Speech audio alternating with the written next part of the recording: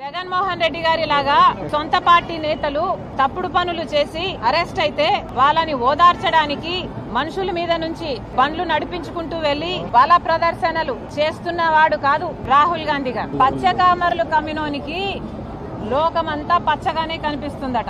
నిజానికి జగన్మోహన్ రెడ్డి గారికి మోడీ గారితో హాట్ లైన్ ఉంది.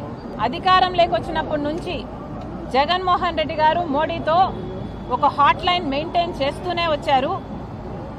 కాబట్టే జగన్మోహన్ రెడ్డి గారి నీతిమాలిన రాజకీయాలు చేశారు కాబట్టే, తెర వెనక పొత్తు పెట్టుకున్నారు కాబట్టే మిగతా అందరూ కూడా ఇలా పొత్తులు పెట్టుకుంటారు, తెర వెనక రాజకీయాలు చేస్తారు అని జగన్మోహన్ రెడ్డి గారు అనుకుంటున్నట్టున్నారు. అయ్యా జగన్మోహన్ రెడ్డి గారు, రాహుల్ గాంధీ గారికి ఏ హాట్ లైను లేదు చంద్రబాబు గారితో.